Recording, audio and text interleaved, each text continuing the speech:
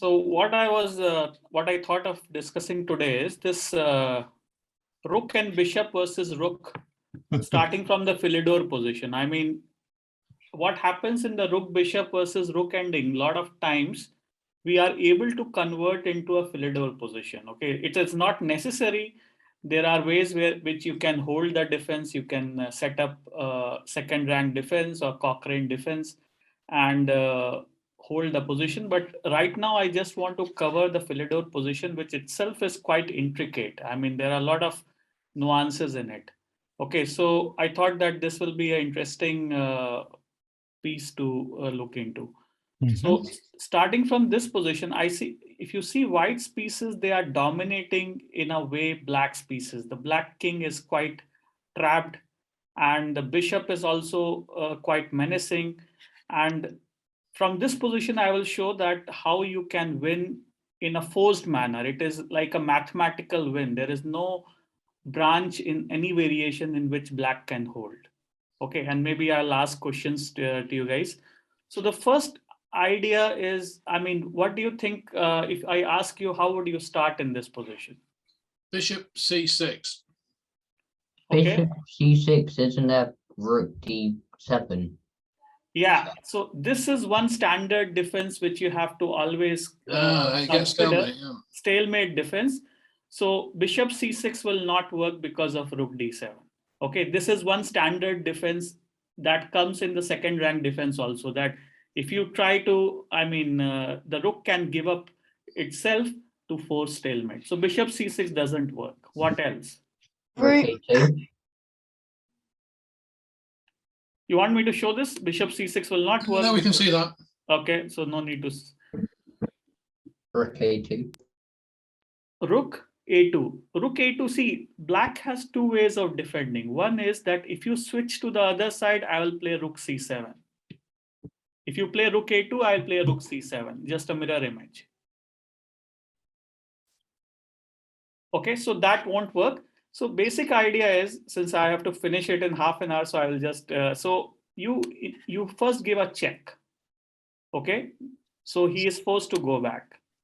Now you come back and basically you have invaded the 7th rank. Invasion on the 7th rank is the first step in the algorithm. This is more like a algorithmic approach to this. Okay, and this is why, I mean, hats off to Philidor, who was able to solve this without engines about more than 200 years back, right? 50 years back. This is astounding that how great a player he was, that he was able to solve this mathematically 250 years ago.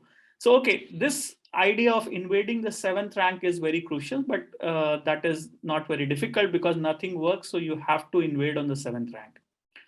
Now, at this point, what would you do as black? Rook e1. Rook e1 is one response. What else? Rook h8 is the only other idea, isn't it? Anyone else has some other idea? We'll talk about it. We have to consider all the branches. Well, king c8 is another branch. Okay, yeah, king c8 is another branch, certainly.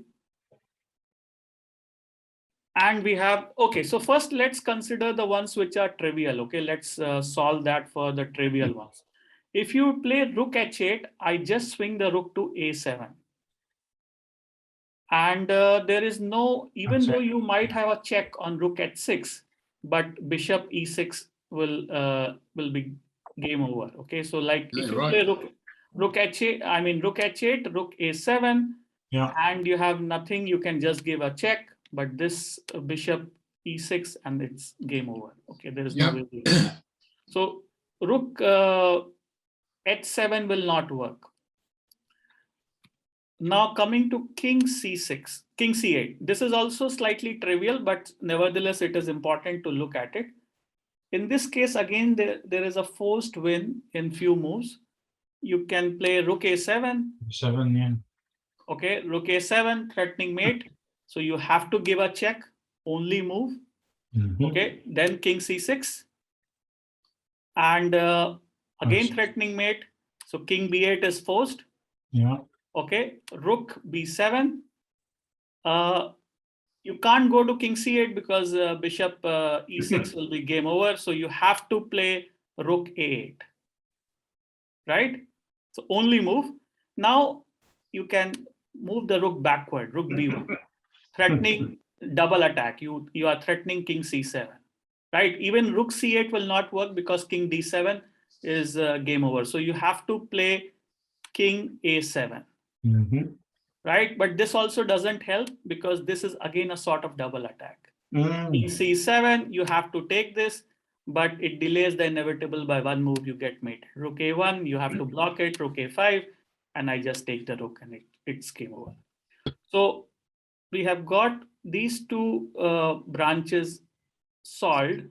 That from that position, after the invasion happens, you cannot play king c8 or rook h8. So now we'll look at, there are three responses: rook e3, rook e2, rook e1. So which one do you think is the best defense? Rook e2. Oh, you know that. You would have studied it somewhere, sometime, right? No. Anyone else thinks, I mean, who prefers rook e2 over rook? So actually rook e2 is the best defense as compared to rook e3 or rook e1. Are they not basically the same? No, because the bishop can move and cover the white square. Yeah, the bishop will be able to cover the light square. So you will see that rook e2 is the best, okay? But we'll consider rook e2 last. First, let's consider rook e3, okay? So before talking about this endgame is an exercise in domination. Okay, so basically you will see that white's pieces, they are so beautifully positioned that they are able to dominate black's pieces. That is the main thing. Otherwise, it's not winning. Okay, that is just because the superiority of the position. So here, again, how do you think you can proceed to win this?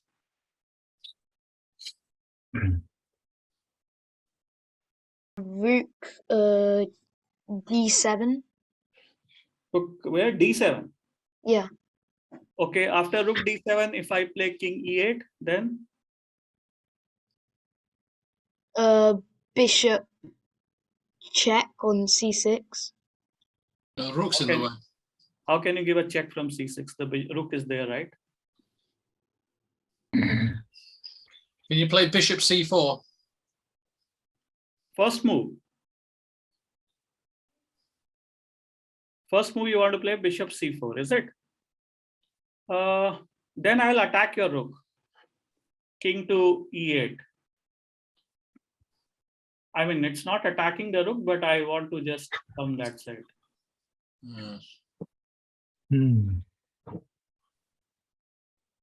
So, okay, I will tell this because we have to talk about the other two also. So here, basically, the way I studied this is you have to break down into three sub-problems. So one problem which I would say is you have to consider this position and now know the algorithm how to win, okay? I mean, this algorithm, you have to break it down into rook e3, rook e2, rook e1. The other two are very trivial. So I'll show you in this position. Suppose I tell you the move king c8. How would you win now? This might be easy. This is a forced win in 2-3 moves. If you place king c8, how would you win in next 2-3 moves?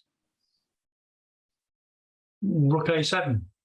Rook a7, correct? Because the key point is the bishop is controlling the b3 square.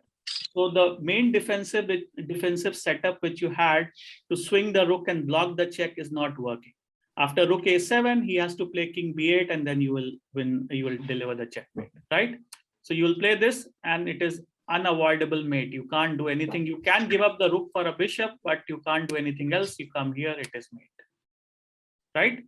So now let's consider him going here. This is slightly more nuanced. When he plays king e8. Go the other way with the rook, rook h7. Rook h7, then I will play king to d8. Rook g7. No, just 1 minute. Rook g7. Rook, if you are playing rook g7 or rook h7, I move the king to d8 so that if you give a check, my rook will come and block the check. Okay. Right? Yeah. So here, you still go with the same idea. Rook A7. Okay, I'll tell you the reason. Now he has to play king F8. Now you play rook F7. Sorry, not here, rook F7. Okay, he can't play king to G8 because you will have discovered check and he will lose the rook. So he has to come back. Now this move is very tricky. Can you think of a couple of moves which forces black to resign? Now you can go rook H7. Rook H7, I will still play king D8. Oh yeah. Oh yeah. Slightly tricky here. You have to play rook F4. That's not very intuitive, is it? Yeah, I will tell you the idea. Once you understand the idea, it will be intuitive. Rook F4 is with the idea to block the, you want to play bishop E4 in the next move. Okay, and you are threatening now, your rook was attacked. Now you are threatening mate. You are threatening bishop C6. He goes king D8 and you are threatening mate on F8. Because once he blocks it, the rook will be taken. Right. So now he has actually two responses. One is rook D3. Now in this case, how do you win?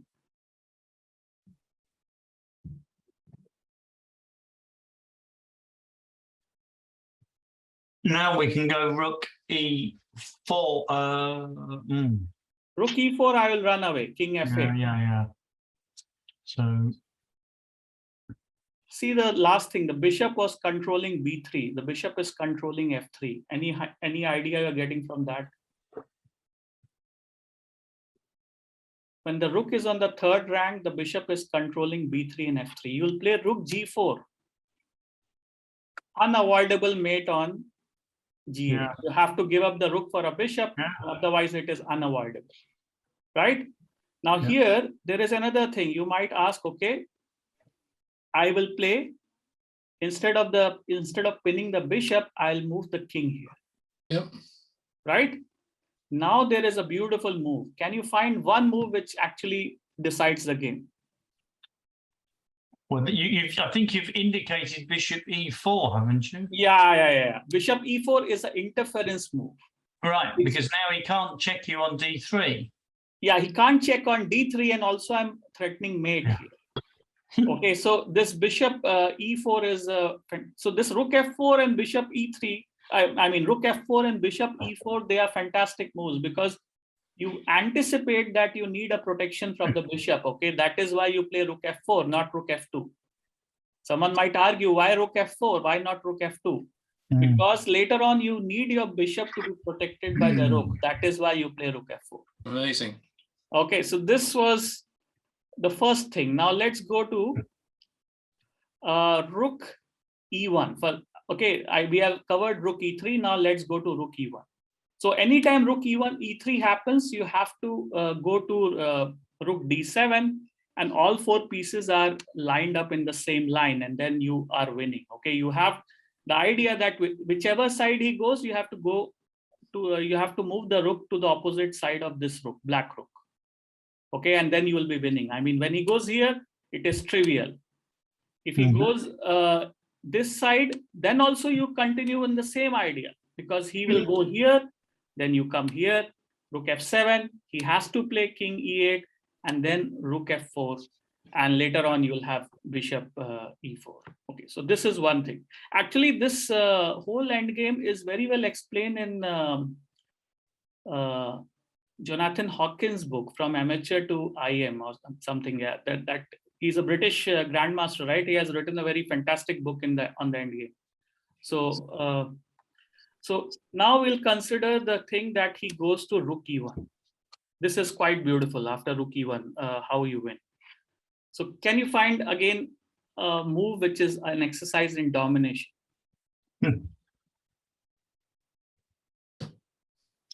Well, you keep saying that, and so rook D7 check looks good.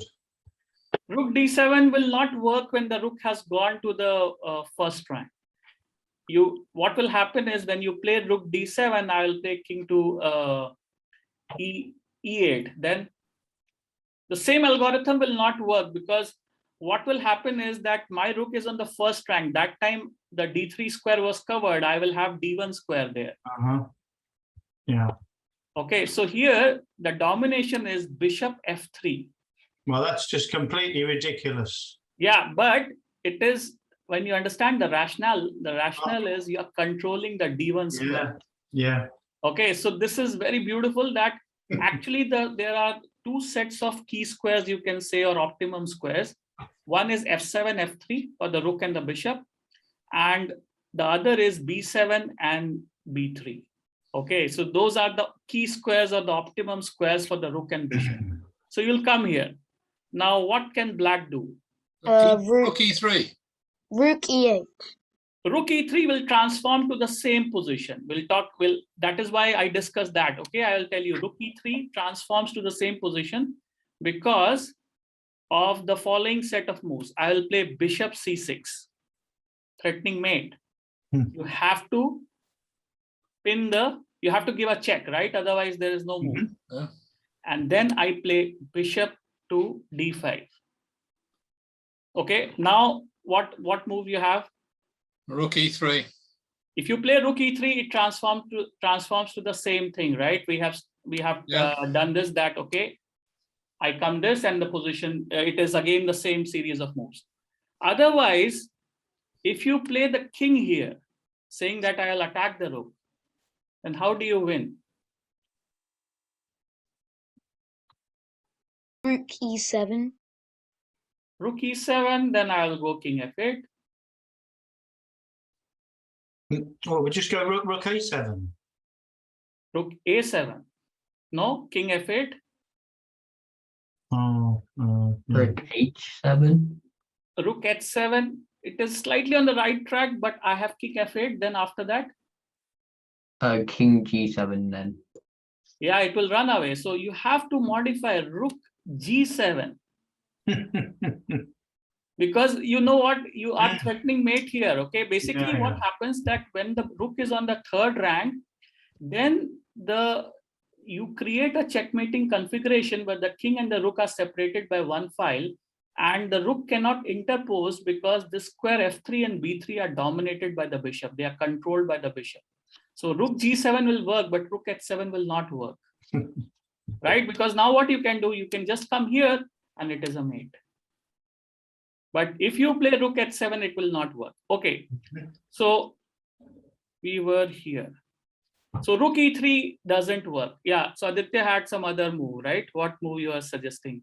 Rook e8. Rook e8 will never work. Okay, passivity will not work because I'll swing to the other side, and that will always be catastrophic for the defender. Because when you have invaded on the 7th rank, you are swinging the rook from the left to the right. So if you play rook e8, then rook a7 is the same idea which we discussed, right? It will not work. So basic thing is you have to attack the rook.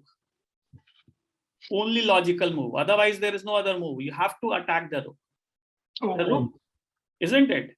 If you don't attack the rook, if you play rook e8, I mean, you can convince yourself that after I swing to the other side, it is there is nothing, right? You will get mated here. Yeah. So you cannot do that. You have to attack the rook. Right? Can I make a move now? Yeah. Can I suggest a move? Yeah, tell me. Well, bishop h5 looks fantastic. Bishop h5. Bishop h5. You have some discovered check idea, right? So bishop h5, I'll go king d8. King d8? Well, then it's mate. Yeah, okay. So bishop h5, no. Okay, so bishop h5 might also work. I'm thinking that it might work. But that was not the move I had in mind. Bishop okay, there's another winning move now. Yeah, If bishop h5, yeah. then black's got rook d1 check. No. Bishop is controlling the d1 square. Oh, okay. No, Rook d1 check. Bishop takes d1. Yes. Yeah. Correct. Very good, Steve. That's why that doesn't work. Excellent. Yeah, bishop h5 doesn't work. You're giving the rook and taking the rook, right? Okay. So here, now any other move you have? Suggestion? It's a slightly complex algorithm, but you'll get some hang of it. Later on, You have to delve into it. So here, the idea is you play rook f4. You step back with the rook. You're still dominating, okay? This, in my notes, I mentioned as domination of degree 1, okay? You just move back. I don't think anyone would find that move unless they knew what they were doing, would they? Yeah, I don't think so. Unless you have studied it, you can't find this. And this is amazing that Philidor was able to find this thing 250 years back without any engine. I mean, that is that is really stupendous. So you step back. I think I can remember this from about 30 or 40 years ago, but I immediately forgot it because you just cannot remember this stuff and it never happens. But it's so important that It never comes up. No, it comes up in the rook bishop versus rook ending. Actually, when I mean, it happens quite often, right? In that sense, that ending happens quite often. But it's also the principle that you've got to realise that in any position in the end game, there are often moves that look silly or don't have, but are actually the right move. You've got to be looking for them. Yeah, and it is basically an exercise in domination. You will see that how it works. Okay, you will be mystified actually after that. Rook f4. Okay, so what can black do here? Rook d8. King d8. King d8. Okay, yeah, king d8 seems like a logical move. And I swing the rook to the other side. Rook a4. Now, black has two choices. We'll see the mate in both of them. One is rook c1. Yeah. Right? Mm-hmm. And this move is really beautiful. And this is where the bishop blossoms to full glory. You will see the domination in full glory. I mean, this is domination of another, of second degree, you can say. That it is even more... B7. Where? B7 then. Bishop b7. No, what do you want to play? Because because if he rook attacks, then you can move your bishop to B7. No, bishop b7, I can play rook d1, right? Check. Can you think of a move where the bishop dominates? Bishop g4. Bishop g4. This is domination of second degree because you're not only controlling d1, but you're controlling c8 also. Right? This is extremely beautiful. And the bishop is now controlling both the d1 and the c8 square. And after that, you will see black's position collapses because what will happen is he has to play king to e8. Otherwise, he gets mated, right? It is a checkmating threat. And now what you will do, you will play bishop e6. Okay, so bishop e6 is what is it doing? You will say, okay, I'll throw in a check. I'll play this. I'll block the check. You'll move the king, otherwise you'll get mated. And the same idea, rook g4. Unavoidable mate. Right? Wow. So this move of bishop g4 is actually really beautiful because here the bishop is not only controlling the d1 square, but the c8 square also and threatening mate. That is the domination, the dance of the bishop. There is one more thing. If he moves the king here, this is slightly easier because what will happen is you just play bishop to d5. And he has a mate in one. Yeah, so bishop d, he has you are threatening a mate in one. Okay, so black will what will black defend? Just let me think. Rook b1. Rook b1's the only thing. Rook b1 is the only thing, right? And then you switch over the other side, do you? Rook b1, yeah, 1 minute. So I'm just thinking that is the, yeah, so he has this defense, yeah, and I play this rook b1. This actually happened in the game between Carlsen and Swidler. So You don't need to play bishop d5, rook a8. Yeah, you just play rook a8. I think that's what Sebi said. Sorry, not he. Okay, so this will not work. He has to play the king to this square, right? Because that is trivially mate. Okay, now you will play bishop d5. But then why couldn't you just move your king to what do you say? King F8? F. Yeah, f8. Now find a good move from white that leads to a forced mate. Rook g4. Rook g4. right? No So- defense. Yeah, so there is no defense. When you go to the first rank, then the king and the rook, when they are on adjacent files, you get mated because this is unavoidable. Okay, so we have broken down the second, when he goes to the first rank, right? The third rank we have broken down, the first rank. Now let's talk about the second rank. Now in the second rank, you have to play a waiting move. Maybe I'll conclude in 5 minutes. I'll just, so what you do, you play a waiting move like rook g7 or rook h7. It doesn't matter. Now what will happen? He is forced to go to the first rank, isn't it? If he goes to the third rank, it is trivial. You'll play rook d7. Okay, you know how to solve that. So that is trivial. So he goes to the first rank. Now what will you do?